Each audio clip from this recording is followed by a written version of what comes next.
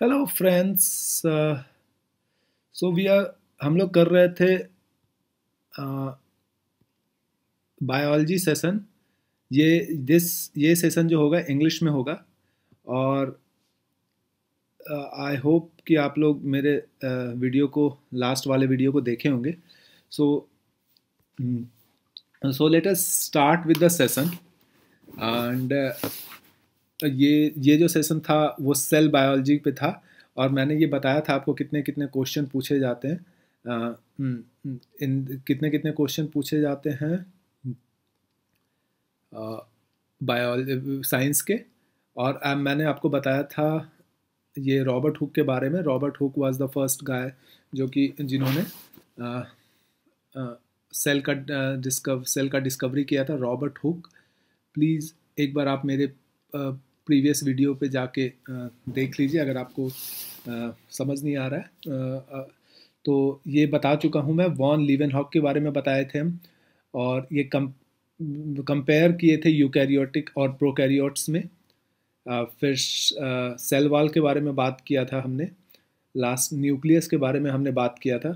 फिर माइटोकॉन्ड्रिया का बात किया था। मेन थिंग जो है इसका इम्पॉर्टेंस क्या है, जो तीनों में स्टेट पब्लिक सर्विस कमीशन में जो क्वेश्चन आ सकता है वो न्यूक्लियस का इम्पॉर्टेंस क्या है, फंक्शन क्या है, माइटोकॉन्ड्रिया का फंक्शन क्या है, सेल वॉल का फंक्शन क्या है।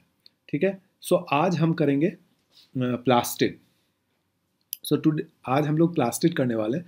मैंने थोड़ा सा हिंदी के वर्ड को यूज किया है। अगर आपको कहीं कोई प्रॉब्लम हो तो आप कमेंट भी कर सकते हैं। आप मेरे को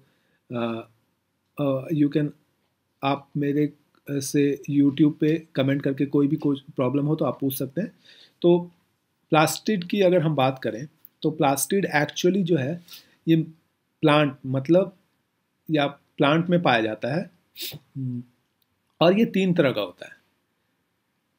एक को बोला जाता है हरित लवक, उसको एक्चुअली इंग्लिश में क्लोरोप्लास्ट बोला जाता है।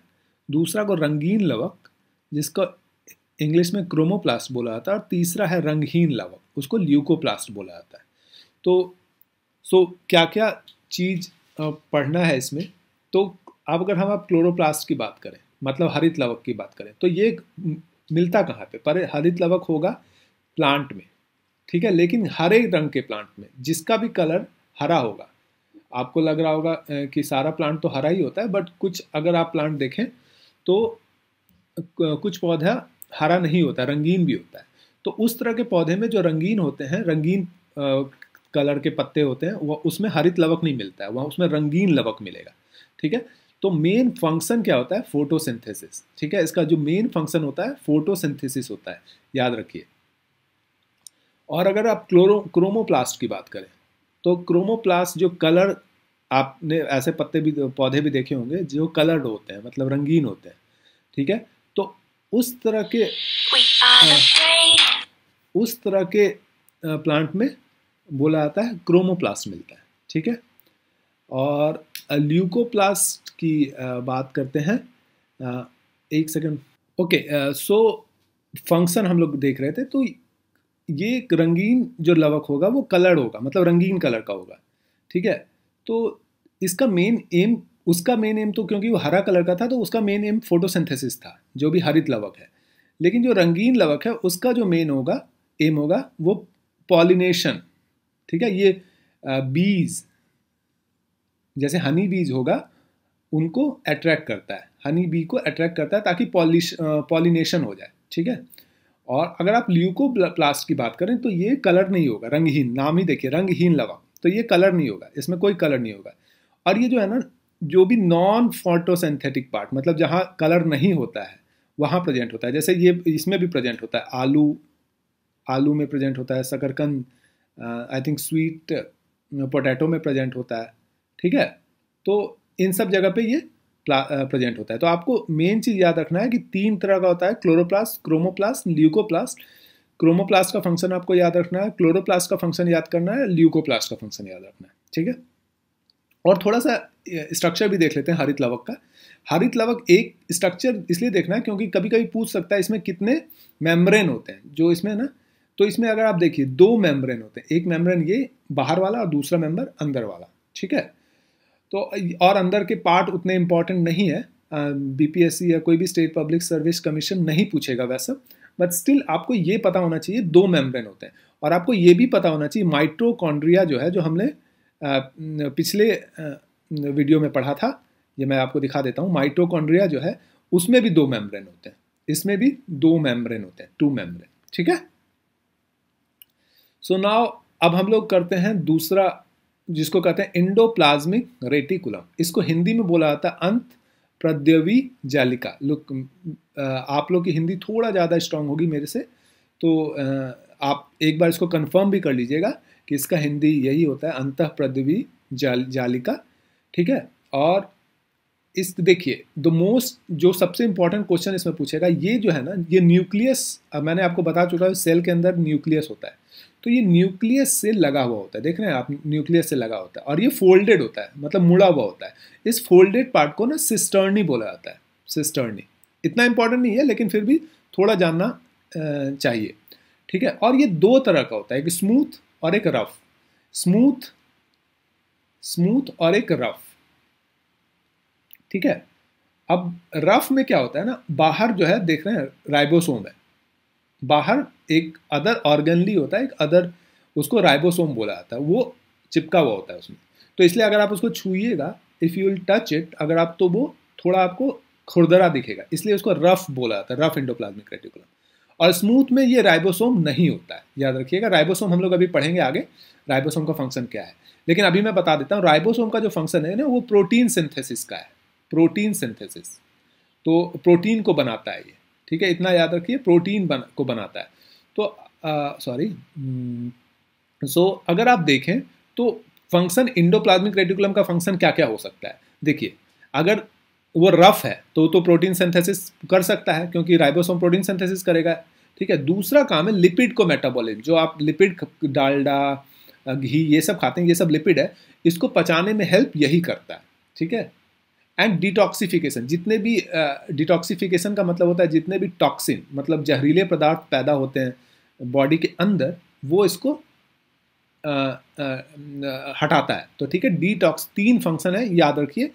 प्रोटीन सिंथेसिस करेगा, मेटाबॉलिज्म करेगा, लिपिड मेटाबॉलिज्म मतलब लिपिड को बनाने का, लिपिड को पचाने का, एंड डिटॉक्सिफिकेशन करेगा, डिटॉक्सिफिकेशन जहरीले पदार्थ को हटाएगा। तो एंडोप्लाज्मिक रेटिकुलम का इतना ही यूज है। अगर हम आप बोले नाउ, एक बोलते हैं गोल्जी कॉम्प्लेक्स, दूसरा है, इसको हिंदी में शायद गोल्जी का ही बोला जाता है, क्योंकि गोल्जी एक साइंटिस्ट का नाम था जिसने डिस्कवर किया था इसको, तो इसको गोल्जी एपरेटस भी बोला जाता है। इसमें देखिए ये भी फोल्डेड स्ट्रक्चर होता है, जो मुड़ा हुआ स्ट्रक्चर होता है, इसको यहाँ भी सिस्टर्नी ही बोला जाता है, ठीक है। और उसके आसपास कुछ कुछ और होते हैं, उसको वेसिकल बोलते हैं, बट वो इतना इंपॉर्टेंट नहीं है। इंपॉर्टेंट क्या है ना, इसका इंपॉर्टेंट है ये करता क्या है, इसमें ये पैकेज करता है। जैसे आप प्रोटीन बन गया, राइबोसोम प्रोटीन बना लिया, ठीक है, प्रोटीन राइबोसोम बना लिया, तो ये जो क्या करेगा, ये पैकेज कर देगा, ये पैकेज करेगा, मतलब राइबोसोम से प्रोटीन यहाँ आएगा और ये पैकेजिंग हो जाएगा। तो पहले जब राइबोसोम बनाता है ना प्रोटीन, वो ऐसा होता है एकदम स्ट्रेट, ठीक है, लेकिन अगर आप प्रोटीन देखें तो वो मुड़ा मुड़ा मुड़ा मुड़ा अलग अलग के प्रोटीन होते हैं। इसको प्राइमरी प्रोटीन बोला जाता है, इसको मुड़ा हुआ सेकेंडरी प्रोटीन बोलेंगे, टर्सरी और क्वार्टनरी, लेकिन वो इंपॉर्टेंट नहीं है। मेन इंपॉर्टेंट है कि ये पैकेज करता है, ये जो प्राइमरी प्रोटीन है उसको पैकेज करके सेकेंडरी में चेंज करेगा, टर्सरी में चेंज करेगा। तो ये Golgi complex packaging of protein करेगा, और इसीलिए इसको post office of the cell बोला जाता है। मतलब ये पोस्ट ऑफिस है, यहाँ पे पोस्ट ऑफिस आप जाते हैं तो वहीं पे आप प्रॉपरली सामान अगर आप दे रहे हैं तो पैकेज करके देते हैं ना, तो यही पोस्ट ऑफिस है जहाँ सब कुछ पैकेज होता है, ठीक है। और उसके बाद बाहर निकलता है, पैकेज हुआ और बाहर निकलता है, इसलिए ये इंपॉर्टेंट क्वेश्चन है। ये पोस्ट ऑफिस ऑफ सेल है, पोस्ट ऑफिस है सेल का, ये इंपॉर्टेंट क्वेश्चन है, आप लोग को याद रखना होगा। ओके, नेक्स्ट हम लोग बात करेंगे लाइजोसोम। इसका भी मेरे को हिंदी मिला नहीं, तो शायद लाइजोसोम ही बोलते हैं, लेकिन इंपॉर्टेंट इसका फंक्शन क्या है, इसमें एंजाइम होते हैं जिसको हाइड्रोलिक एंजाइम बोलते हैं, देख। और ये इंपॉर्टेंट है, ये सिंगल, ऊपर वाला नहीं, एक ही मेम्ब्रेन का होता है, एक ही सिंगल मेम्ब्रेन। जैसे हम लोग देखें क्लोरोप्लास्ट डबल था, माइटोकॉन्ड्रिया जो डबल था, लेकिन लाइसोसोम सिर्फ सिंगल है, सिंगल मेम्ब्रेन है। और ये क्या है ना, ये देखिए, ये एक्चुअली सुसाइडल ब्लैक भी बोला जाता है। जब जब जब क्या होता है ना, जब सेल को कोई एनर्जी नहीं मिल रहा है या सेल ओल्ड हो गया है, तो ये फट जाता है, ये चीज़ फट जाएगा। और जब ये फटेगा तो तो ये जब ये फट जाएगा तो इसके अंदर के एंजाइम बाहर आ जाएंगे, और अंदर के एंजाइम बाहर आएंगे तो क्या होगा, ये पूरे पूरे सेल को मार देगा। जैसे ही एंजाइम इसके बाहर आएंगे पूरे के पूरे सेल को ये मार देगा, ये पूरा सेल है इसको मार देगा, और इसलिए इसको सुसाइडल बैग बोला जाता है। ये इंपॉर्टेंट क्वेश्चन है, सुसाइडल बैग। तो कुछ कुछ क्वेश्चन इंपॉर्टेंट है। एक तो कौन सा ये वाला भी क्वेश्चन इंपॉर्टेंट था, पोस्ट ऑफिस, और ये सुसाइडल बैग। ठीक है, अब दूसरा है माइक्रो बॉडीज, जिसको हिंदी में सूक्ष्म काय बोलते हैं। इसमें ये बहुत छोटा होता है इसलिए सूक्ष्म काय बोला जाता है। एक्चुअली ये 3-4 तरह का होता है। एक पेरिऑक्सीसोम, उतना इंपॉर्टेंट नहीं है, आपको नाम उतना इंपॉर्टेंट नहीं है, ग्लाइक्सोसोम, ग्लाइकोसोम एंड हाइड्रोजनोसोम। लेकिन ये याद रखना, ये प्लांट में भी मिलेगा और एनिमल में भी मिलेगा। ठीक है, प्लांट और एनिमल दोनों में मिलेगा। अगर आप हम देखें तो ये जो है, ये एक्चुअली हमारे लिवर और किडनी में मिलता है, और इसमें भी ना एंजाइम होते हैं, जो बहुत सारे एंजाइम होते हैं जो बहुत सारे हमारे बॉडी के अंदर सेल में रिएक्शन होता रहता है उसका हेल्प करता है। वो एंजाइम यहीं से आता है। ठीक है, और इसका और भी काम है, डिटॉक्सिफाई करना, मतलब हजार्डिया जो बॉडी के अंदर टॉक्सिन है, टॉक्सिन मतलब जहरीला पदार्थ है, वो भी इसको माइक्रो बॉडीज उसको डिटॉक्सीफाई करता है। ठीक है, सो आई होप कि आपको समझ में आ रहा हो। और मेरे को एक बार ये चेक करने दीजिए। ओके, ठीक है, एंड अगर एक सेकेंड, गिव मी ए सेकेंड। ओके, ठीक है, अब है राइबोसोम। राइबोसोम की हम बात करेंगे। राइबोसोम जो है, देखिए ये बना किससे होता है, आपको याद रखना है, आरएनए से बना होता है। आरएनए का फुल फॉर्म याद रखना है, ये पूछते हैं एग्जाम में, ribo nucleic acid, ribo nucleic acid. ठीक है, आर न्यूक्लिक का न्यू एन और एसिड ए का एसिड, ये पूछेंगे। और राइबो न्यूक्लिक एसिड और प्रोटीन का मिल के बना होता है राइबोसोम, और ये प्रोटीन फैक्ट्री है, मतलब यहाँ पे प्रोटीन बनता है। जो मैं बताया ना, प्रोटीन यहीं पे बनेगा और फिर वापस कहाँ जाएगा, फिर ये जाएगा इस जगह गोल्जी कॉम्प्लेक्स में, गोल्जी बॉडी में, या गोल्जी एपरेटस में, गोल्जी काय में, और वहाँ पे वो फिर से पैकेजिंग होता है। ठीक है, एक चीज़ थोड़ा जानना जरूरी है, क्योंकि ये जो है ना, ये मतलब बहुत सारे राइबोसोम एक साथ मिले होते हैं। जैसे ये प्रोटीन बन रहा है, आप ये देखिए, ये प्रोटीन बन रहा है। ठीक है, छोटे प्रोटीन, फिर ये बड़ा हुआ थोड़ा प्रोटीन, ये थोड़ा प्रोटीन और बड़ा हुआ, और ये थोड़ा प्रोटीन और बड़ा हुआ, और ये चला गया, और ये कहाँ चला गया, गोल्जी कॉम्प्लेक्स में। ठीक है, और ये सारे एक आरएनए से जुड़े होते हैं, जिसको बोला जाता है mRNA। ठीक है, तो जो राइबोसोम होता है ना, सिंगल नहीं मिलेगा आपको, वो एक साथ चेन में मिलेगा, एक साथ बहुत सारे चेन में मिलेगा, उसको बोला जाता है। तो वो चेन किस चेन से बंधा होता है, उसको mRNA से बंधा होता है। ठीक है, अब नाउ हम लोग बात करते हैं सेंट्रोइल की, जिसको हिंदी में तारक केंद्र बोला जाता है।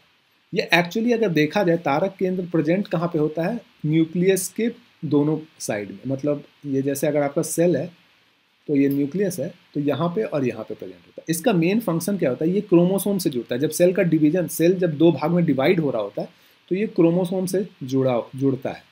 ठीक है, और उसके बाद स्लोली एंड स्टोरली एक दूसरे को डिवाइड, मतलब खींचता है और डिवाइड हो जाता है।